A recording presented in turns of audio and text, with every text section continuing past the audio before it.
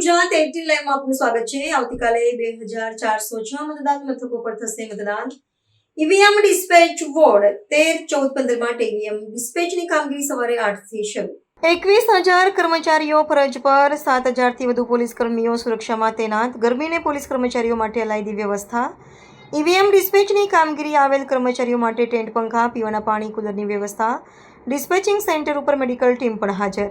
શાંતિપૂર્ણ માહોલમાં ચૂંટણી સંપન્ન થાય તે માટે પોલીસ કટિબદ્ધની કામગીરી હાથ ધરાઈ। આવતીકાલે જ્યારે સ્થાનિક સ્વરાજ્યની ચૂંટણીનું મતદાન છે ત્યારે વડોદરા શહેર પોલીસ દ્વારા માનનીય પોલીસ કમિશનર સાહેબશ્રી અને સંયુક્ત પોલીસ કમિશનર સાહેબશ્રીની સૂચના અને આગેવાની અને એમના માર્ગદર્શન હેઠળ સંપૂર્ણ તૈયારી કરી લેવામાં આવી છે। તમામ જે અત્યારે તમામ જે રૂટ છે અને તમામ જે ડિસ્પેચિંગ સેન્ટર છે ત્યાં આગળ પોલીસ ડિપ્લોયમેન્ટ કરવામાં આવેલું છે। તમામ જે મતદાન મથકો છે એના ઉપર પોલીસ ડિપ્લોયમેન્ટ રહેશે।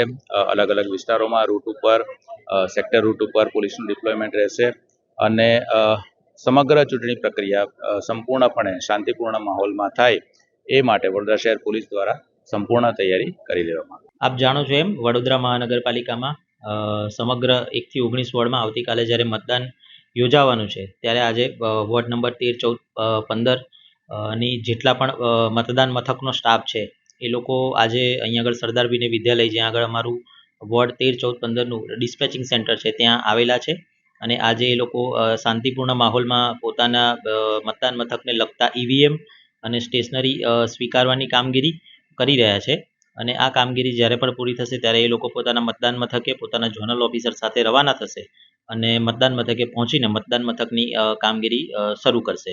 ત્યારે આજે આશરે 1,200 જેટલા લોકો અહીંયા આગળ આવેલા છે અને એ લોકો પોતાની આ જે મશીનો સ્વીકારવાની અને સ્ટેશનરી સ્વીકારવાની કામગીરી અત્યારે કરી રહ્યા છે।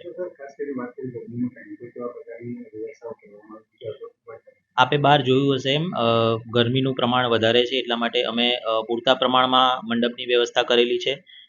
એના ઉપરાંત પંખાની વ્યવસ્થા કરેલી છે, પીવાના પાણીના ઠંડા જગની વ્યવસ્થા કરેલી છે, નાસ્તા ભોજનની પણ વ્યવસ્થા કરેલી છે અને અહીં આગળ વધારાનું એ છે કે અમે જે વિતરણનું કામગીરી છે એ આ જે સ્કૂલનું જે સંકુલ છે એના ક્લાસરૂમમાંથી રાખેલું છે જેનાથી ગરમીમાં એમને સારું રહે અને ક્લાસરૂમમાં એ રીતે અમે વિતરણ કરી રહ્યા છે। આ પ્રક્રિયા 8 વાગે લગભગ શરૂ થઈ છે અને બસ હવે પૂરી થવામાં છે।